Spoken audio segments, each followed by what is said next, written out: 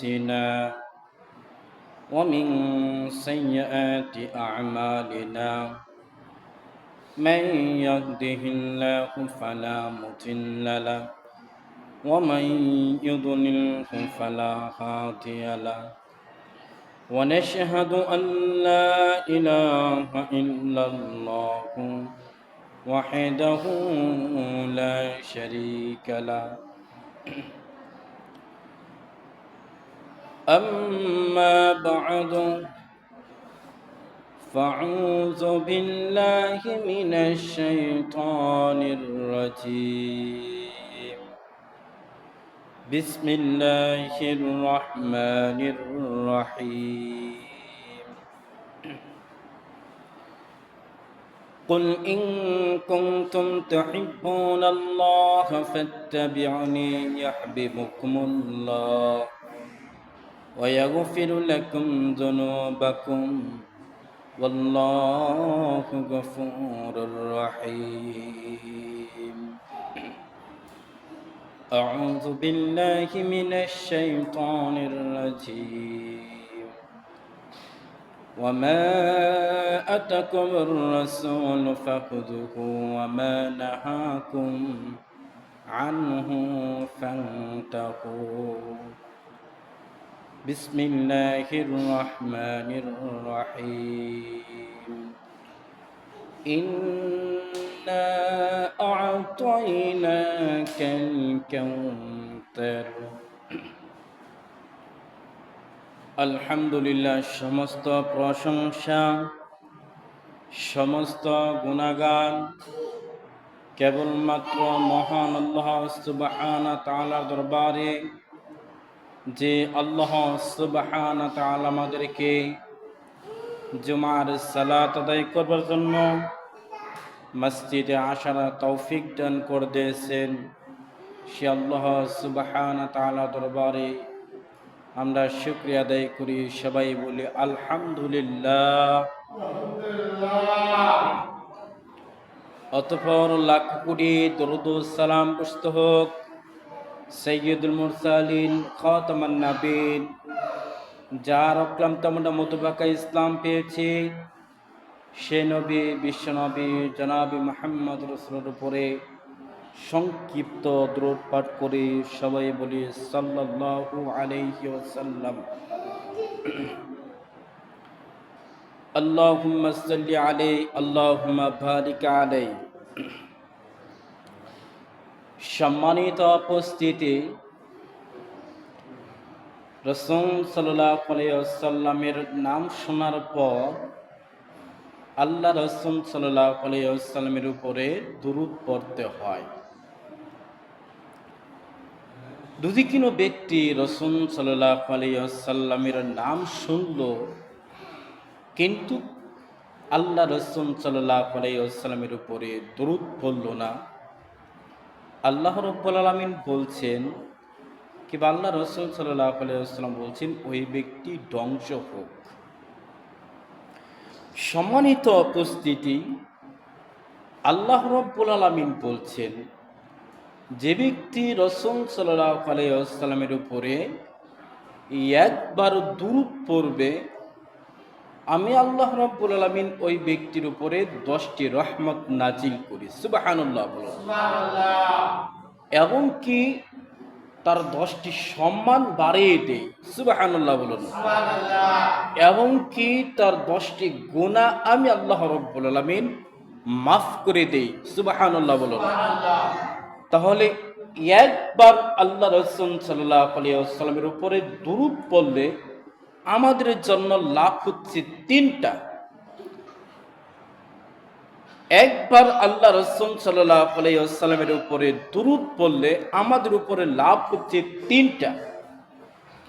এক, আল্লাহ রাব্বুল আলামিন 10টি রহমত আমাদের উপরে বৃদ্ধি করে দেয়, 10টি সম্মান বাড়ায় দেয় এবং কি 10টি গুনাহ আল্লাহ রাব্বুল আলামিন ক্ষমা করে দেয়। আল্লাহ রাসূল সাল্লাল্লাহু আলাইহি ওয়াসাল্লামের উপরে একবার দুরূদ পড়লে লাভ 3টা। সম্মানিত উপস্থিতি, আর যদি রাসূল সাল্লাল্লাহু আলাইহি ওয়াসাল্লামের উপরে দুরূদ না পড়ি, কৃপণতা করি, তাহলে আল্লাহ রাসূল সাল্লাল্লাহু আলাইহি ওয়াসাল্লাম বলছেন ওই ব্যক্তি ধ্বংস হোক। আমরা যখনই আল্লাহ রাসূল সাল্লাল্লাহু আলাইহি ওয়াসাল্লামের নাম শুনব, তখনই আমরা চেষ্টা করব রাসূল সাল্লাল্লাহু আলাইহি ওয়াসাল্লামের উপরে দুরূদ পড়ার জন্য। আল্লাহ তৌফিক দান করুক, আল্লাহুম্মা আমিন। সম্মানিত উপস্থিতি, পৃথিবীর মধ্যে, দুনিয়ার মধ্যে কিছু পাপ রয়েছে, যেই সব পাপের কারণে ডাইরেক্ট জাহান্নাম। পৃথিবীর মধ্যে, দুনিয়ার মধ্যে সবচেয়ে বড় পাপ হচ্ছে দুটি। এক, আল্লাহর সাথে শিরিক করা, আল্লাহর সাথে কাউকে শরিক করা। এ হচ্ছে পৃথিবীর বুকে, দুনিয়ার মধ্যে এক নাম্বার পাপ। দ্বিতীয় পাপ হচ্ছে পিতামাতার কথা অমান্য করা, পিতামাতাকে হেতুচ্ছ করা। এ হচ্ছে পৃথিবীর মধ্যে দ্বিতীয় পাপ। সম্মানিত উপস্থিতি, আরেকটি পাপ রয়েছে, ওই পাপ করলে সামনের ইবাদত আল্লাহ রাব্বুল আলামিন কবুল করবেন না। যে ব্যক্তি বিদআত করবে, যে ব্যক্তি আল্লাহ রাসূল সাল্লাল্লাহু আলাইহি ওয়াসাল্লামের কথা অমান্য করবে, যে ব্যক্তি রাসূল সাল্লাল্লাহু আলাইহি ওয়াসাল্লামকে হেতুচ্ছ করবে, ওই ব্যক্তির ইবাদত মহান আল্লাহ রাব্বুল আলামিন কবুল করবেন না। আমি আপনাদের মাঝে আজকে প্রমাণ সহকারে, দলিল সহকারে কিছু কথা বলবো, যেটা আমাদের নবী মুহাম্মদ সাল্লাল্লাহু আলাইহি ওয়াসাল্লাম বলেছে। ওই সব কথা বলার জন্য চেষ্টা করব ইনশাআল্লাহ। সম্মানিত উপস্থিতি, তাহলে বিদআত করলে সামনের ইবাদত মহান আল্লাহ রাব্বুল আলামিন কবুল করবেন না। বিদআত কি? বিদআত হচ্ছে অতিরিক্ত করা, কিবা আল্লাহ রাসূল সাল্লাল্লাহু আলাইহি ওয়াসাল্লাম যা আদেশ করেছে তাহা না মানা, তারপরে যেটা আল্লাহ রাসূল সাল্লাল্লাহু আলাইহি ওয়াসাল্লাম আদেশ করে নাই সেটা আমরা গ্রহণ করেছি, এমনিতে আমরা রাসূল সাল্লাল্লাহু আলাইহি ওয়াসাল্লামের নামে চালিয়ে দিয়েছি, এটারে বলে বিদআত। সম্মানিত উপস্থিতি, পবিত্র কুরআনুল কারীম শুরু হচ্ছে বার মাধ্যমে বিসমিল্লাহির রহমানির রহিম পালন করেছি, শুরু করেছি মহান স্রষ্টার নামে, মহান রবের নামে। তাহলে শুরুতে বিসমিল্লাহর শুরুতে আছে বা। পবিত্র কুরআনুল কারীম শেষ হচ্ছে চিনের মাধ্যমে কুল আউযু বিরাব্বিন নাস। পবিত্র কুরআনুল কারীমের ভিতরে 114টা সূরা আছে। শেষ যে সূরাটা সেটার নাম হচ্ছে সূরা নাস। সূরা নাসের পরে কোন সূরা আছে? নেই, কোন সূরা নেই সূরা নাসের পরে। কুল আউযু বিরাব্বিন নাস, এই জায়গায় সিন আছে না নাই? মালিকিন নাস, এই জায়গায় সিন আছে না নাই? ইলাহিন নাস, এই জায়গায় সিন আছে না নাই? অবশেষের আয়াতটা বলছি মিনাল জিন্নাতি ওয়ান নাস, এই জায়গায়ও কি আছে? জিন আছে। তাহলে বার মাধ্যমে কুরআনুল কারীম শুরু হলো, জিনের মাধ্যমে কুরআনুল কারীম শেষ হলো। এখন আল্লাহ রাব্বুল আলামিন এই বার মাধ্যমে কুরআনুল কারীম শুরু মানে, সিনের মাধ্যমে কুরআনুল কারীম শেষ মানে, এটাই আল্লাহ রাব্বুল আলামিন বোঝাচ্ছে। বাসিন যাব বাস, বাস মানে ইয়ানাফ, ইয়ানাফ মানে যথেষ্ট, যথেষ্ট মানে আর লাগবে না। ইসলাম কি পরিপূর্ণ না অপরিপূর্ণ? এই মসজিদরা যেন আপনারা তৈরি করেছেন, এই মসজিদরা কি পরিপূর্ণভাবে তৈরি করেছেন না অপরিপূর্ণভাবে তৈরি করেছেন? পরিপূর্ণভাবে মসজিদরা তৈরি করেছেন। এখন যদি কেউ আপনাকে একটি ইট এনে বলে, ভাই আমি একটি ইট দিলাম, এই ইটটি আপনার প্রথম তালাতে, আমরা যেই ঘরে বসে আছি, যেই ভাবে আমরা বসে আছি, যেই ঘরে, এই জায়গায় যদি কোনো ব্যক্তি একটা ইট এনে বলে, ভাই এই দেওয়ালের মধ্যে আমার এই ইটটা লাগান, তাহলে কি তার ইটটা লাগানো সম্ভব হবে? সম্ভব হবে? সম্ভব হবে না।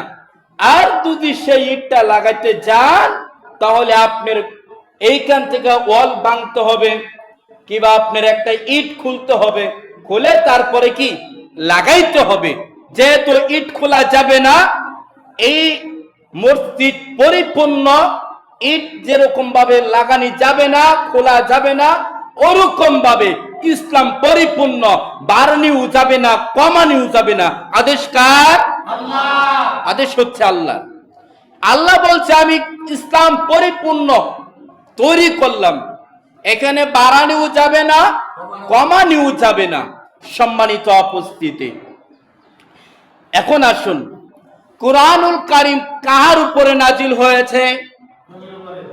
আমাদের নবী মুহাম্মদ সাল্লাল্লাহু আলাইহি ওয়াসাল্লামের উপরে পবিত্র কুরআনুল কারীম নাজিল হয়েছে। সম্মানিত উপস্থিতি, আল্লাহ রাসূল সাল্লাল্লাহু আলাইহি ওয়াসাল্লামকে যখন মেরাজে নিয়ে গিয়েছিল, এখানে আসেন, অনেক জনের ধারণা, অনেক জনে বলে আল্লাহ রাসূল সাল্লাল্লাহু আলাইহি ওয়াসাল্লাম মেরাজে গিয়েছিল। আচ্ছা বলুন তো, রাসূল সাল্লাল্লাহু আলাইহি ওয়াসাল্লাম কি মেরাজে গিয়েছিল না তাকে নিয়েছিল? আর যদি বলি রাসূল সাল্লাল্লাহু আলাইহি ওয়াসাল্লাম মেরাজে গিয়েছে, তাহলে কি হবে? এই কথা বলা ভুল হবে, পাপ হবে। অথচ আল্লাহ বলছেন, আল্লাহ রাসূল বলছেন, আমাকে যখন জিব্রাইল যখন মেরাজে নিয়ে গেল, আল্লাহ রাব্বুল আলামিন আমি নবী মুহাম্মদ সাল্লাল্লাহু আলাইহি ওয়াসাল্লামের সাথে কথা বলেছে। কি বলেছে? আল্লাহ রাসূল সাল্লাল্লাহু আলাইহি ওয়াসাল্লামের সাথে মহান আল্লাহ বলেছে, হে নবী, পৃথিবীর বুকে দুনিয়ার মধ্যে যদি কোনো ব্যক্তি আপনার অনুসরণ করে, আপনার কথা মেনে চলে, তাহলে হে মুহাম্মদ সাল্লাল্লাহু আলাইহি ওয়াসাল্লাম, আমি আল্লাহ আপনার সাথে কথা দিলাম, আমি আল্লাহ রাব্বুল আলামিন ওই ব্যক্তিকে ক্ষমা করে দেব। সুবহানাল্লাহ। এই ওয়াদা দিয়েছে কে? আল্লাহ যেন আমাদের গুনাহ মাফ করবে, ক্ষমা করবে, এই কথা বলছেন আল্লাহ কার সাথে? রাসূল সাল্লাল্লাহু আলাইহি ওয়াসাল্লামের সাথে। সম্মানিত উপস্থিতি, তাহলে আল্লাহ রাব্বুল আলামিন কতটুক রাসূল সাল্লাল্লাহু আলাইহি ওয়াসাল্লামকে ভালোবাসতেন। আসেন সূরা কাউসারের ভিতর আপনারা ঢোকেন, সূরা কাউসার খুলেন, দেখুন আল্লাহ রাব্বুল আলামিন কতটুক রাসূল সাল্লাল্লাহু আলাইহি ওয়াসাল্লামকে ভালোবাসছে। আল্লাহ রাব্বুল আলামিন সূরা কাউসারের প্রথম আয়াতে বলছেন, ইন্না আ'তাইনাকাল কাউসার, হে নবী আমি আল্লাহ নিশ্চয় হাউজের কাউসারের পানি আপনার জন্য দান করে দিলাম। ঘুমাইতে এসেছেন মসজিদে? হ্যাঁ, মসজিদের আদব বজায় রাখবেন। হুজুর আপনি তো দীর্ঘদিন ধরে কথা বলছেন, আপনার কথা আর ভালো লাগে না, আপনার কণ্ঠ শুনতে শুনতে একদম মুখস্থ হয়ে গেছে, আপনার কথা আর ভালো লাগে না। আমি বলি আমার কথা ভালো লাগুক আর না লাগুক, আমি আমার কথা বলিনি, আমি আল্লাহর কথা বলেছি, আমি আল্লাহ রসুলের কথা বলছি। আমি যতক্ষণ সময় কথা বলবো আপনি মুসলিম হিসাবে, আল্লাহর বান্দা হিসাবে একদিনে আপনার কথা শুনতে হবে। সম্মানিত উপস্থিতি, তাহলে আল্লাহ রাব্বুল আলামিন রাসূল সাল্লাল্লাহু আলাইহি ওয়াসাল্লামকে ভালোবেসে কি দান করেছে? হাউজের কাউসারের পানি মহান আল্লাহ রাব্বুল আলামিন কাকে দান করেছে? রাসূল সাল্লাল্লাহু আলাইহি ওয়াসাল্লামকে। কিয়ামতের ময়দানে আল্লাহ রাসূল সাল্লাল্লাহু আলাইহি ওয়াসাল্লাম সর্বপ্রথম দৌড়ে যাবে হাউজের কাউসারের পানির কাছে, গেহাইরা প্রত্যেক মানুষকে পানি খাওয়াবে। তখন ফেরেশতারা বলবেন, হে আল্লাহ রাসূল কাদেরকে পানি খাওয়াচ্ছেন? আল্লাহ রাসূল বলবে, কাদেরকে পানি খাওয়াচ্ছি? এ হচ্ছে আমার উম্মত। তখন ফেরেশতারা বলবে, হে আল্লাহ রাসূল আপনি যাহা আদেশ করেছিলেন এরা তাহা করে নাই, আর যাহা নিষেধ করেছেন এরা তাহা করেছে। তখন আল্লাহ রাসূল সাল্লাল্লাহু আলাইহি ওয়াসাল্লাম বলবেন, সুকান গায়রা দুরহ। সম্মানিত উপস্থিতি, কিয়ামতের ময়দানে বোঝা গেল আল্লাহ রাব্বুল আলামিন বলেছেন সর্বপ্রথম যে ব্যক্তি রাসূল সাল্লাল্লাহু আলাইহি ওয়াসাল্লামের কথা মেনে চলবে আমি আল্লাহ ওই ব্যক্তিকে ক্ষমা করে দিব। আর আল্লাহ রাসূল সাল্লাল্লাহু আলাইহি ওয়াসাল্লাম কিয়ামতের ময়দানে আমাদেরকে যে ব্যক্তি রাসূল সাল্লাল্লাহু আলাইহি ওয়াসাল্লামের অনুসরণ করবে, যে ব্যক্তি রাসূল সাল্লাল্লাহু আলাইহি ওয়াসাল্লামের কথা মেনে চলবে, ওই ব্যক্তিকে আল্লাহ রাসূল সাল্লাল্লাহু আলাইহি ওয়াসাল্লাম হাউজের কাউসারের পানি পান করাবে। সুবহানাল্লাহ বলুন। সুবহানাল্লাহ। সম্মানিত উপস্থিতি, লক্ষ্য করুন সূরা মুলক কি বলে? সূরা হাশরের ভিতরে আপনারা ঢুকুন, সূরা হাশরের ভিতরে ঢুকেন, দেখেন আল্লাহ কি বলেছে। আল্লাহ বলছে, ওয়ামা আতাকুমুর রাসূল ফাখুযুহু ওয়ামা নাহাকুম আনহু ফান্তাহু। এগুলা কার কথা? আল্লাহ। এইগুলা রাসূল সাল্লাল্লাহু আলাইহি ওয়াসাল্লামের কথা নয়, স্বয়ং আল্লাহর কথা। আল্লাহ পবিত্র কুরআনুল কারীমের ভিতরে সূরা হাশরের ভিতরে বলছেন, ওয়ামা আতাকুমুর রাসূল ফাখুযুহু ওয়ামা নাহাকুম আনহু ফান্তাহু। আল্লাহ বলছেন তোমাদেরকে রাসূল যা আদেশ করেছে তোমরা তাহা গ্রহণ করো, আর রাসূল তোমাদেরকে যাহা নিষেধ করেছে তোমরা তাহা বর্জন করো। এই কথা কার? আল্লাহ। এই কথা আল্লাহ। আল্লাহ আমাদেরকে লক্ষ্য করে বলছেন তোমরা রাসূল সাল্লাল্লাহু আলাইহি ওয়াসাল্লাম যা আদেশ করেছে তা গ্রহণ করো। আল্লাহ রাসূল কি আদেশ করেছে, কি বলেছে? সম্মানিত উপস্থিতি, খাবারের সময় বিসমিল্লাহ পড়তে হবে, এই কথা বলছে কে? আল্লাহ রাসূল। এটা আল্লাহ রাসূল সাল্লাল্লাহু আলাইহি ওয়াসাল্লামের সুন্নাত। মসজিদে প্রবেশ করতে হবে। আল্লাহ রাসূল সাল্লাল্লাহু আলাইহি ওয়াসাল্লাম যখন মসজিদে প্রবেশ করতেন তখন ডান পাও দিয়ে প্রবেশ করতেন। আমরা উম্মত, আমরা আল্লাহর বান্দা, আমরাও যখন মসজিদে প্রবেশ করি তখন ডান পাওদা প্রবেশ করি। আর আমি যদি মনে করি না মসজিদে ডান পাওদা প্রবেশ করব না, আমি বাম পাওদা প্রবেশ করব, তাহলে কি আমি আল্লাহ রাসূলের কথা মানলাম না?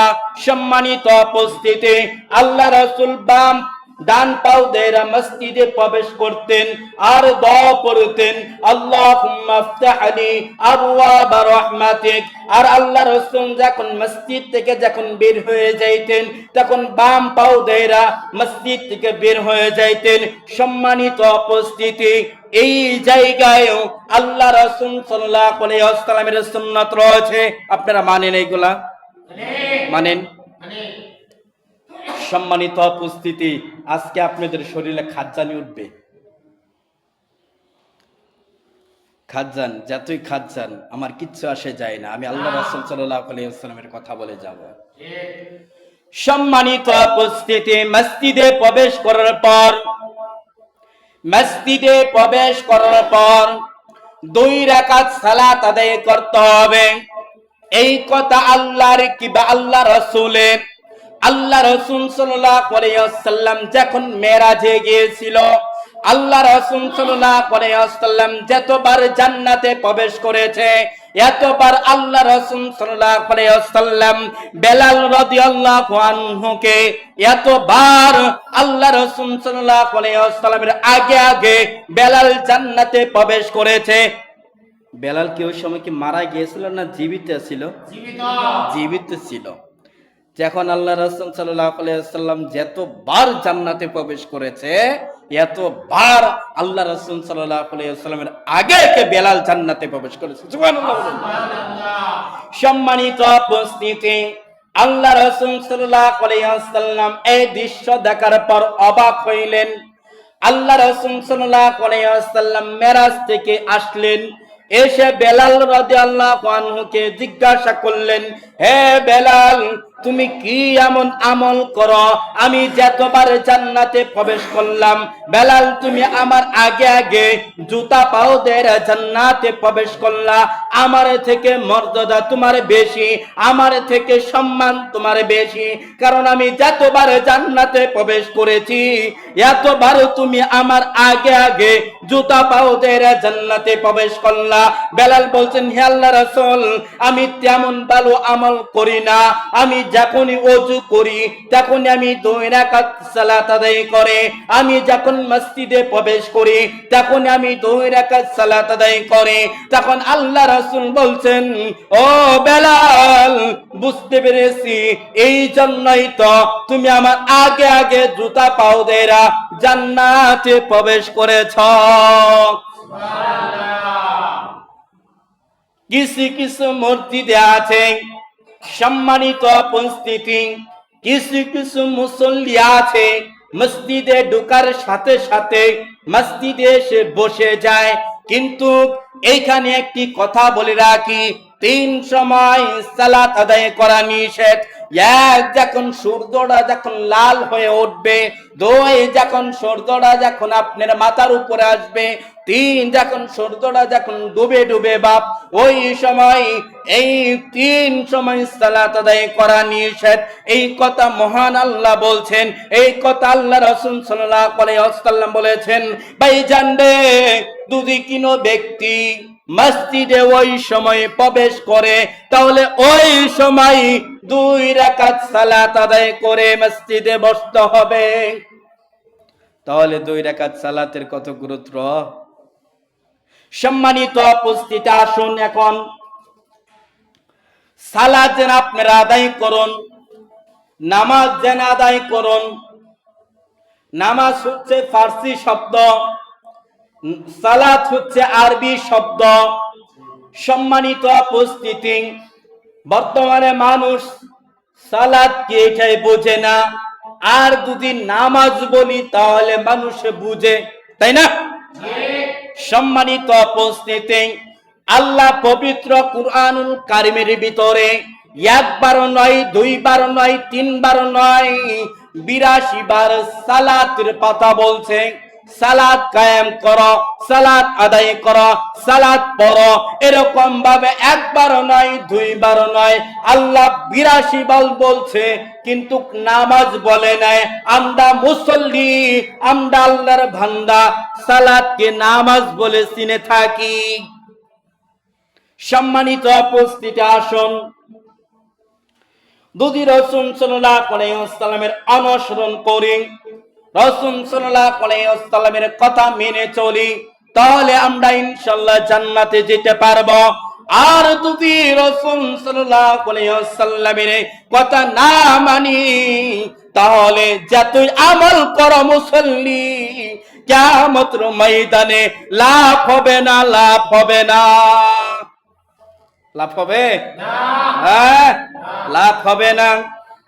সম্মানিত উপস্থিতি, এই যে জুব্বা গায়ে দিয়েছি, এটাও আল্লাহ রাসূল সাল্লাল্লাহু আলাইহি ওয়াসাল্লামের একটা লেবাস, ইসলামের একটি লেবাস। এই যে টুপি মাথায় দিয়েছি, এটাও একটা ইসলামিক লেবাস। এটাও আল্লাহ রাসূল সাল্লাল্লাহু আলাইহি ওয়াসাল্লাম করতেন। যখন আল্লাহ রাসূল রাস্তাতে হেঁটে যাইতেন, আল্লাহ রাসূল মানুষকে সালাম দিতেন। আরে আমরা মানুষ, আমরাও আল্লাহ রাসূল সাল্লাল্লাহু আলাইহি ওয়াসাল্লাম এর সুন্নাত মেনে মানুষকে আমরা সালাম দেই। সম্মানিত উপস্থিতি, কিন্তু নামাজের মধ্যে হইছে রাসূল সাল্লাল্লাহু আলাইহি ওয়াসাল্লামের আদেশ না মেনে আমরা কি বলে আবু হানিফার কথা মেনে চলেছি। এখানে আসেন একটা কথা বলে রাখি, একটা কথা বলে রাখা ভালো হবে, একটা কথা শুনে রাখা ভালো হবে।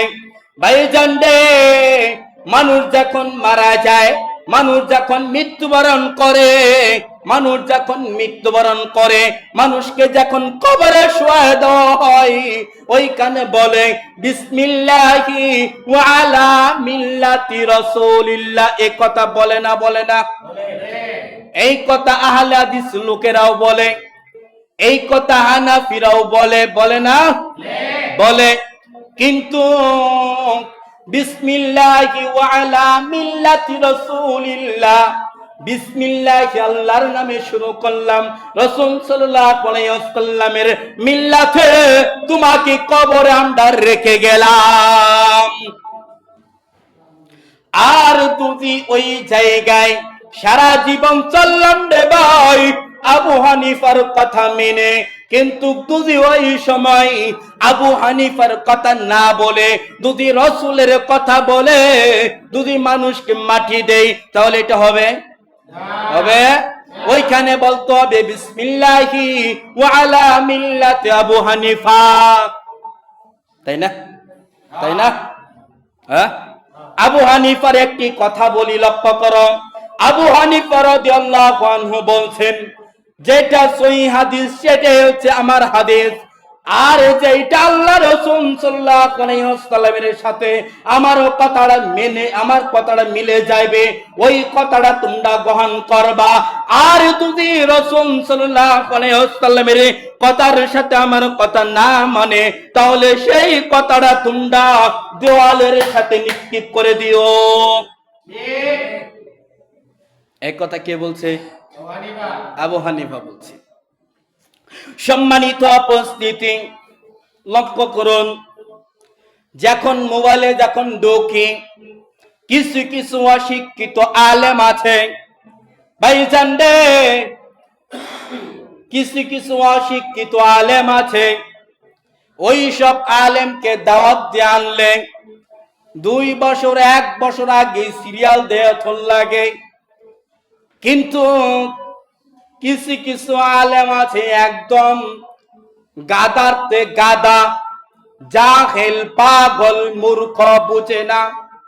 সম্মানিত উপস্থিতি, এরকম ভাবে সেলেস করে, এরকম ভাবে বলে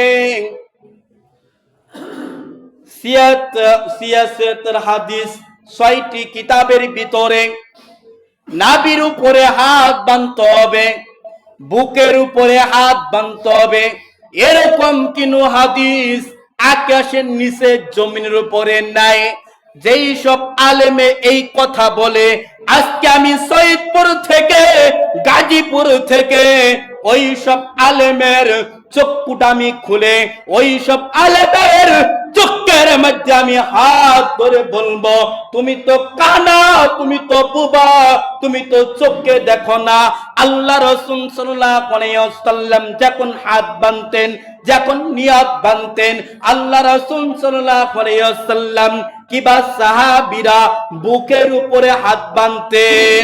হাদিস সহিহ বুখারী 740 নম্বর হাদিস। কত নম্বর? এই আপনাদের কান কই আছে? কান কই? কান কই? কান রাখেন কেন? কান আনেন।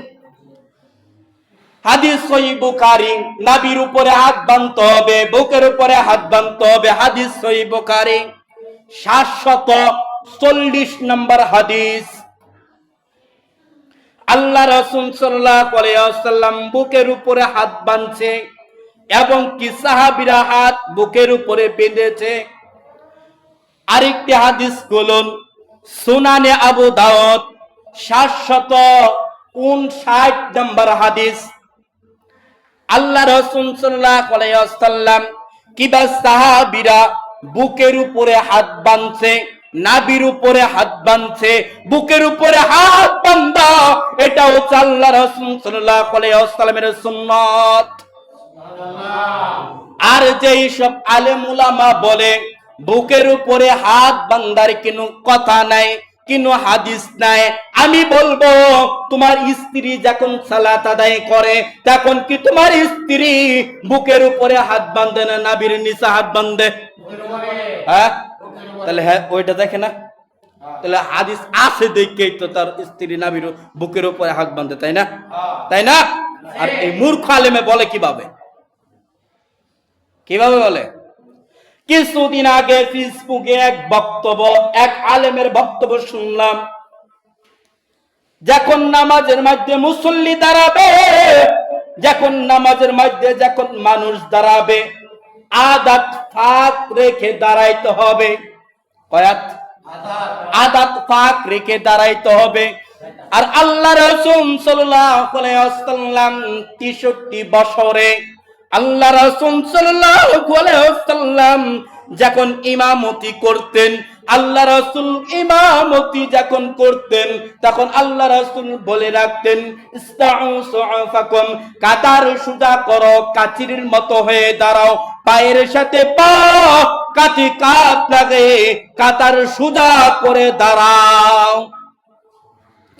একজন ব্যক্তি পা পাক করে দাঁড়াইছিল, তখন আল্লাহ রাসূল বলছে, তোমরা যা দেখো আমি যা দেখি তোমরা তাহা দেখো না, আমি যা জানি তোমরা তাহা জানো না। তোমার দুই পায়ের মাঝখানে ছাগলের বাচ্চা শয়তান হয়ে তোমার ওই জায়গায় প্রবেশ করেছে। নাউযুবিল্লাহ বলুন। সম্মানিত উপস্থিতি, লক্ষ্য করুন, পরকাল হারাবেন না। আমার নানা ছিল হানাফি, মারা গেছে, আল্লাহর কাছে দোয়া করি, আল্লাহ তুমি আমার নানাকে জান্নাত দান করো, বলেন আমিন। আমার নানা 1-2 বার নয়, কয়েকবারই সিল্লা দিয়েছে, আল্লাহ তুমি আমার নানাকে ক্ষমা করে দাও, মাফ করে দাও। সম্মানিত উপস্থিতি, যখন নানার বাড়িতে যাইতাম, নানা আমাকে বলতো, নাতিন রে, ও নাতিন, ফিরে আয়, ফিরে আয়, নাবির নিচে হাত বাঁধ, ফিরে আয়, চল ফরজ সালাতের পর মুনাজাত কর, ও নাতিন রে, ফিরে আয়। যখন নামাজের মধ্যে দাঁড়াবে তখন পা পাক করে দাঁড়াবে। এরকম ভাবে আমার নানা আমাকে বলতো, আমি বলতাম, নানা গো, আমি তোমাকে একটা কথা বলি, আল্লাহ রাসূল সাল্লাল্লাহু আলাইহি ওয়াসাল্লাম নাভির উপরে হাত বাঁধছে এবং কি পায়ের সাথে পা সালাতের মধ্যে দাঁড়াচ্ছে, কাতে কাত লাগে, সালাতের মধ্যে দাঁড়াচ্ছে। এটা হচ্ছে আল্লাহ রাসূল সাল্লাল্লাহু আলাইহি ওয়াসাল্লামের আদেশ। এরকম হাদিস এসেছে, সাহাবীরা যখন নামাজের মধ্যে পায়ের সাথে পা এবং কি কাঁধে কাঁধ মিল করে দাঁড়াইতো, এরকম ভাবে হাদিসে এসেছে। এই যে আরেকজনের সাথে কাঁধ মিল করার কারণে একজনের পাঞ্জাবি আরেকজনের পাঞ্জাবি ছিঁড়ে গেছে। সুবহানাল্লাহ, বাজ্য কবিন। করোনার সময় আরায়াত পাক করে সালাতের মধ্যে দাঁড়াইছিল। আমাদের আব্দুর রাজ্জাক বিন ইউসুফ বলছিল, কিসের করোনা, কিসের করোনা? আল্লাহ রাসূল সাল্লাল্লাহু আলাইহি ওয়াসাল্লাম বলেছে, যখন তোমরা সালাতে দাঁড়াইবা, পায়ের সাথে পা কাতে কাত লাগে, পায়ের সাথে পা কাতে কাত লাগে, তোমরা জামাতে সালাত আদায় করবা। এই কথা আল্লাহ রাসূল সাল্লাল্লাহু আলাইহি ওয়াসাল্লাম বলেছেন। যেহেতু আল্লাহ রাসূল মারা গেছে, পৃথিবীর কোনো মানুষের কথা মানা যাবে না। যদি কি বলে 1.5 হাত পাক করে দাঁড়াইতে হয়, তাহলে আল্লাহ রাসূল সাল্লাল্লাহু আলাইহি ওয়াসাল্লামের আবারই দুনিয়াতে আসতে হবে। যেহেতু আল্লাহ রাসূল আর আসবে না, যেহেতু আল্লাহ রাসূল আর আসবে না, যখন তোমরা সালাত আদায় করবা, পায়ের সাথে পা কাতে কাত লাগে সালাত আদায় করো। ওই সময় তিনি কঠিন বক্তব্যটা দিয়েছিল। সুবহানাল্লাহ বলুন। আর এই সব কিছু কিছু টুটকা ফাটকা মৌলবী আছে, এই সব মৌলবীরাই ফতোয়া দেয়। কি জানি বলে, আব্দুর রাজ্জাক বিন ইউসুফ তো সূরা ফাতিহাই পারে না। আমি বলি, আব্দুর রাজ্জাক বিন ইউসুফের যে সব 2-3টা ছেলে আছে, কি বলে, আব্দুর রাজ্জাকের মাদ্রাসায় যারা পড়াশোনা করে, 5 এর ছেলেরা, কি বলে 5 6 এর ছেলেরা যেরকম ভাবে ইংরেজিতে, আরবিতে, উর্দুতে, ফার্সিতে বক্তব্য দেয়, কিছু কিছু আলেমেরাও এরকম ভাবে বক্তব্য দিতে পারবে না। তারা হচ্ছে মুফতি পাস। কিন্তু তারা কি করে, আব্দুর রাজ্জাক বিন ইউসুফের সাথে তুলনা দিয়েছে। সম্মানিত উপস্থিতি, পায়ের সাথে পা কাতে কাত মিলে সালাত আদায় করতে হবে। সহিহ বুখারী 725 নম্বর হাদিস, পায়ের সাথে পা কাতে কাত লাগে সালাত আদায় করতে হবে। সহিহ বুখারী 725 নম্বর হাদিস। আল্লাহ আমাদের রাসূল সাল্লাল্লাহু আলাইহি ওয়াসাল্লামের কথা মেনে চলবার তৌফিক দান করো, আল্লাহুম্মা আমিন। সম্মানিত উপস্থিতি, আমরা যতদিন বেঁচে থাকবো রাসূল সাল্লাল্লাহু আলাইহি ওয়াসাল্লামের অনুসরণ করব। আমরা যতদিন বেঁচে থাকবো আল্লাহ রাসূল সাল্লাল্লাহু আলাইহি ওয়াসাল্লামের কথা মেনে চলবো। আমরা যতদিন বেঁচে থাকবো, আমার জীবন যায় আর আমার জীবন থাকুক, আমি আল্লাহ রাসূল সাল্লাল্লাহু আলাইহি ওয়াসাল্লামের সুন্নাত ছাড়বো না, ইনশাআল্লাহ। সম্মানিত উপস্থিতি, দেখুন কিছু দৃশ্য বলে যায়। এরকম ভাবে আমাদের ময়মনসিংহে কি বলে মুক্তাগাছা কিছু আলেম উলামা মাদ্রাসা এবং কি মসজিদকে ভেঙে দিয়েছে। সালাফি আকীদার মসজিদ অনেক জায়গায় ভেঙে দিয়েছে, সহিহ আকীদার মসজিদ অনেক জায়গায় ভেঙে দিয়েছে। এটা কি আল্লাহ রাসূল সাল্লাল্লাহু আলাইহি ওয়াসাল্লামের কথা? হ্যাঁ, তোমরা যদি মূর্তি পাহারা দিতে পারো, তাহলে আহলে হাদিসের পক্ষে কথা বলতে কেন পারবে না? যতদিন বেঁচে থাকবেন। সম্মানিত উপস্থিতি, জামাতের যেরকম জামাতের কিছু লোক গেরা মূর্তি পাহারা দেয়, আছে না? আছে না নাই? আর আমাদের আহলে হাদিসের মসজিদ ভেঙে দিয়েছে হানাফি লোকেরা। আহলে হাদিস সালাফির আকীদার মসজিদ মাদ্রাসা ভেঙে দিয়েছে। এটা নিয়ে কখনো প্রতিবাদ নেই। আসবে, আল্লাহ বলছে বান্দা ধৈর্য ধারণ করো। যে ব্যক্তি ধৈর্য ধরবে, আমি আল্লাহ ওই ব্যক্তির সাথে থাকি। সম্মানিত উপস্থিতি, যতই বিপদ আসুক, ফয়সালা আসবে কার পক্ষ থেকে? আল্লাহর পক্ষ থেকে ফয়সালা আসবে। সম্মানিত উপস্থিতি, কিছুদিন আগে এক আলেম মুফতি বুঝেন তো, দাওরা পাস, তারপরে অনেক ডিগ্রি, তারপরে মুফতি। ওই মুফতি কি বলে, এক পর্যায়ে আহলে হাদিসের লোককে নাস্তিক বলেছে। আহলে হাদিসের লোক, ওরা কেন মাযহাবের অনুসরণ করে না, ওরা হচ্ছে নাস্তিক, ওরা হচ্ছে কাফের, এরকম ভাবে আমাদেরকে হুতুয়া দিয়েছে। আল্লাহ তাকে এমন হিদায়াত করেছে, এখন তিনি আহলে হাদিসের পক্ষে বক্তব্য দেয়। এখন তিনি সালাফি আকীদা গ্রহণ করেছেন। সুবহানাল্লাহ বলুন। সম্মানিত উপস্থিতি, তোমাদের মাঝে একটি দৃশ্য বলে যায়, লক্ষ্য করুন। ছোট মানুষ, তারপরেও 2টা মসজিদে খুতবা দিয়েছি, পুরা এক সমাজ হানাফি থেকে আহলে হাদিস হয়েছে। বলেন সুবহানাল্লাহ।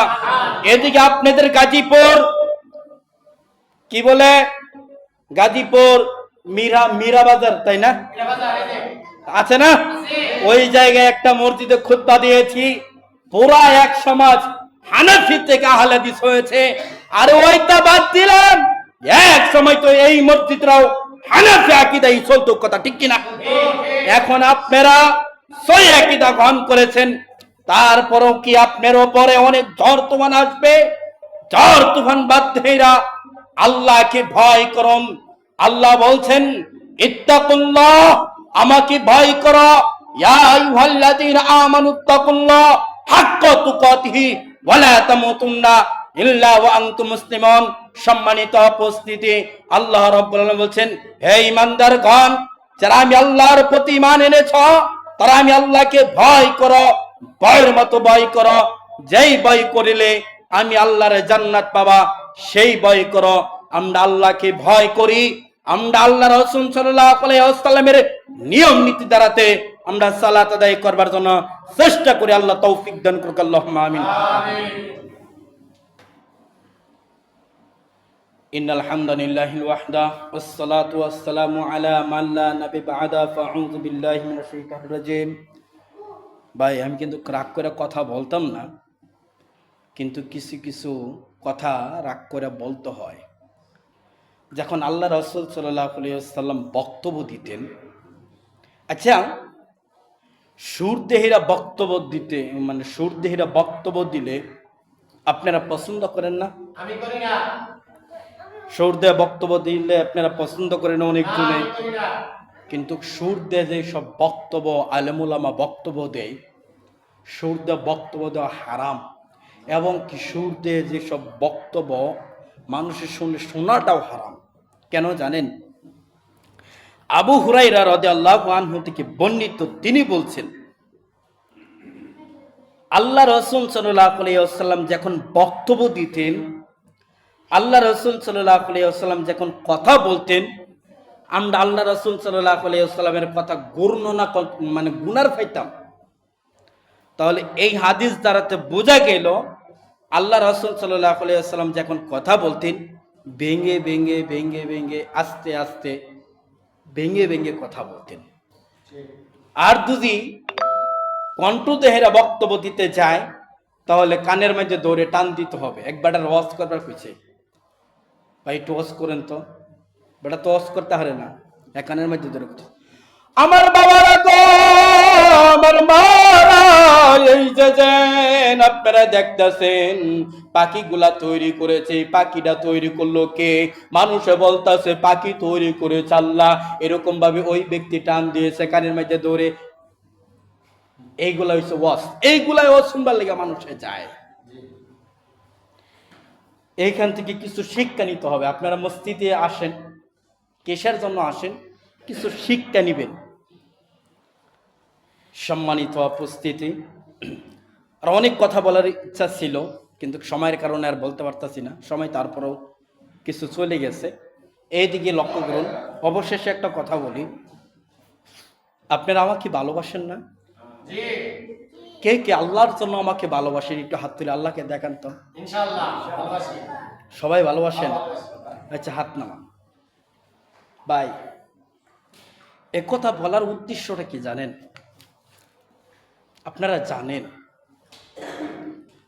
আপনারা জানেন আমি অনেক গরিব, আমি অনেক অসহায়।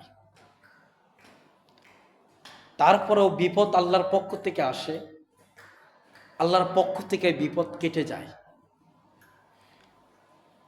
আল্লাহ এই জীবনে আমাকে অনেক পরীক্ষা দিয়েছিল, আমি অনেক পরীক্ষায় ফাঁস করেছি। সম্মানিত উপস্থিতি, তারপরেও সামনে অনেক পরীক্ষা আছে। যেরকম আমার যখন প্রথম মেয়েটা খাদিজা, একে সিজার করতে হবে, আমার কাছে 1 টাকাও ছিল না। সিজার করতে হবে, আমার কাছে 1 টাকাও ছিল না। তাহলে এটা কি আল্লাহর একটা পরীক্ষা নয়? সম্মানিত উপস্থিতি, এরকম ভাবে অনেক পরীক্ষায় আমি এসেছিলাম। এবং কি মাঝখানে আপনারা জামাতের যারা জামাত করছিল, আওয়ামী লীগের লোক, জামাতের লোকের অনেকটি লোকের জেলখানায় বন্দি করেছে, এরকম ইতিহাস আছে না? আছে। আমিও তাদের এক পর্যায়ে পড়ে গেছিলাম। জেলখানায় আসলাম আমি 16 দিন। এটাও তো আল্লাহর একটি পরীক্ষা, তাই না? এটা আল্লাহর একটি পরীক্ষা নয়? তাহলে জেলখানাতে আসলাম, আমার ওই জায়গায় অনেক টাকা গিয়েছে। আমি তো গরিব মানুষ। অনেকজনে আমার মেয়েকে মহাব্বত করেন, ভালোবাসেন, কিংবা আমাদেরও ভালোবাসেন। আমি আপনাদের জন্য কৃতজ্ঞতা হয়ে থাকবো।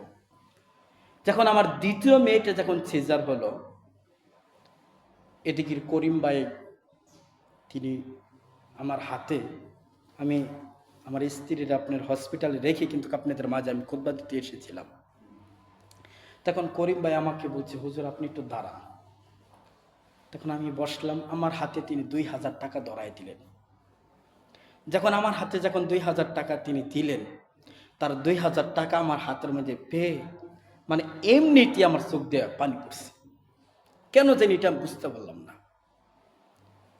ওই সময় যেন আমার কাছে মানে 2000 টাকা এত দামি ছিল, এত মূল্যায়ন ছিল, এই জন্য আমার চোখ থেকে এমনি এমনি পানি পড়ে গেছিল। তাহলে এই করিম ভাইয়ের জন্য আমি কৃতজ্ঞতা আল্লাহর কাছে প্রকাশ করি, তার জন্য আমি দোয়া করব, আল্লাহ তার ব্যবসার মধ্যে বরকত দান করুক, বলেন আমিন। এই জায়গায় একদিন বলছিলাম, ভাই আমি তো গরিব মানুষ, এই পর্যন্ত এক জুব্বা গাইতে এরা খালি খুতবা দিতেছে আপনাদের মাঝে, আমার টাকা নিয়ে যেন আমি একটা জুব্বা বানাবো। এইদিকে এক শাকিল ভাই, শাকিল আছে না, শাকিল সালাতির পরে আমার কাছে আপনার আরো 1.5 মাস আগে আমার কাছে 1000 টাকা ধরাই দিয়েছে। হুজুর এই যে আমি 1000 টাকা দিলাম, আপনি জুব্বা বানান। সম্মানিত উপস্থিতি, তাহলে এই সব মানুষের জন্য কিংবা আপনাদের জন্য আমি সত্যি আল্লাহর নিকটে অনেক কৃতজ্ঞতা প্রকাশ করি। আমি আপনাকে অত্যন্ত ভালোবাসি। আর আমাদের আমি যে এখন সামনে যে বিপদটা আমার, আমি চিন্তা করি এটা সবসময়। আমার যে রাস্তাটা আছে, এই রাস্তার পাশেই কিন্তু আমার ঘর। আমরা কখনো ভাবছিলাম না এই রাস্তাটা যেন পাকা হবে। এখন এই রাস্তাটা পাকা হবে, আমার ঘর পড়ে গেছে রাস্তার মধ্যে, এই গড়টা ভাঙতে হবে। গড়টা ভাঙ্গা তো অন্য জায়গায় দিতে হবে, তাই না? তাহলে আমার কাছে টাকা নেই, আমি যেন গড়টা ভাঙবো, অন্য জায়গায় দিব। অবশেষে একটা কথা বলি ভাইয়েরা, আপনারা আমাকে ভালোবাসেন, আমি আপনাদেরকে আল্লাহর জন্য ভালোবাসি। যারা আমাকে যেই কোনো বিপদ আপনারা সহযোগিতা করেছেন, আল্লাহর নিকটে দোয়া করি, আল্লাহ আপনাদেরকেও বিপদ থেকে উদ্ধার করুক, বলেন আমিন। সম্মানিত উপস্থিতি, অবশেষে যে কথাটা বলতে চাই, আপনারা আমাকে মাসের 7 তারিখে আপনারা বেতন দিয়ে দিবেন। আমি গত বুধবারে আপনাদের খাতা দেখলাম, প্রায় 15 জন মানুষ বেতন দেয় নাই। কেন দেন নাই? আমি তো আপনাদের মাঝে 2টি টাকার জন্য থাকি রে ভাই। গত সপ্তাহে আমি বইলা দিছি, তারপরে একটু টাকা অনেক আজকে হলো ভাই আমি হাসার কথা বলছি না তো, 2টি টাকার জন্য আপনাদের মাঝে আমি থাকি না। আপনি যদি আমাকে বেতন দিয়ে দেন, তাহলে আমার মনটা সবসময় ভালো থাকে। আমার মা, আমি তো সবসময় বলি, আমি আমি আমি কথা ক্লিয়ার করি। এখন আমি যখন বাড়ি থেকে কিছুদিন আগে আসলাম, আমার মা বলছে, আমার মা কিন্তু অসুস্থ, আপনারা জানেন না? আমার মা অসুস্থ। আমার মা বলছে, বাবা টাকা পয়সা কবে পাবে, টাকা পাঠাবি কবে? আমি বলছি, মা 16 তারিখে টাকা পাঠাই। আমি 9000 টাকা পেয়েছি, এদিকে কিছু ঋণ ছিল, তখন আমার দেহেরা, এখন আমার কাছে 4000 টাকা আছে। 4000 টাকার মাধ্যমে আমার ঘরে চাউল নেই, সদাই নেই, কেমনে চলবো আমি? এটা আমি চিন্তা করি ভাই। যদি আপনারা যদি মাসে মাসে বেতন দেয়া দিন, তাহলে আমি ভালো করে চলতে পারি। বাংলা যেটা কথা, আপনাদের টাকায় আমি চলি। তাহলে আমি অবশেষে যে কথাটা বলি, চা খাইলে লাগে 5 টাকা, বন্ধু বান্ধবের সাথে ঘোরাফেরা করলে দেখবেন আপনি অনেক টাকা জায়গা, তাই না? বেতনটা দিয়ে অনেক টাকা জায়গা, কিন্তু খাতার মধ্যে 13টা বেতন বাকি। মসজিদে টাকা দিতে মানে আপনাদের খুব কষ্ট হয়। আমি একটা কথা বলি, আপনারা প্রত্যেক দিন মসজিদের জন্য যদি 10টি টাকা করে জমা রাখেন তাহলে মাসে 300 টাকা আসে, তা না? আছে 300 টাকা আসে। এই যে 10টি টাকা জমা রাখলেন মসজিদে দিবেন, এই টাকার মধ্যে আপনার বরকত দিব। এই টাকার মাধ্যমে আল্লাহ আপনি কি বিপদ থেকে উদ্ধার করব। এই টাকার মাধ্যমে আল্লাহ আপনার গুনাহ মাফ করবে। এই টাকার মাধ্যমে আল্লাহ আপনার পিতামাতাকে জান্নাত দান করবে, তাই না? তাই না? বিশ্বাস করেন? আল্লাহ রাসূল বলছেন যে বিপদে পড়ে দুটি কাজ করবে, এক সালাত আদায় করবে, দুই আল্লাহ রাস্তায় দান করবে, তাহলে আল্লাহ রাব্বুল আলামিন বিপদ থেকে উদ্ধার করবে। এই কথা কার? আল্লাহ রাসূলের। সম্মানিত উপস্থিতি, আমি আপনাদেরকে অনুরোধ করে বলছি ভাই, আমি আপনাদের মানুষ, আমি অসহায়, আমি একজন গরিব, আমি আপনাদের মানুষ। এই জন্য মাসের 7 তারিখে আমার বেতন দেহারে ক্লিয়ার করবেন। দিবেন তো ইনশাল্লাহ? ইনশাআল্লাহ মাসের 7 তারিখ বেতন দিবেন তো ইনশাল্লাহ? আল্লাহ যারা মাসিক বেতন দেয় আল্লাহ তাদেরকে তুমি গুনাহ মাফ করে দাও, আল্লাহুম্মা আমিন। আল্লাহ তাদের টাকার মধ্যে তুমি বরকত দান করো, আমিন। আল্লাহ তাদেরকে তুমি পরকালে মাফ করে দিও, আল্লাহ তাদেরকে আল্লাহ তুমি সুস্থ রাখো, আল্লাহ তাদেরকে বিপদ থেকে হেফাজত করে রাখো, আল্লাহুম্মা আমিন। ওয়া আখির দাওয়ানা আনিল হামদুলিল্লাহি রাব্বিল আলামিন। ফাযকুরুনি আযকুরুকুম ওয়াশকুরুলি ওয়া লা তাকফুরুন।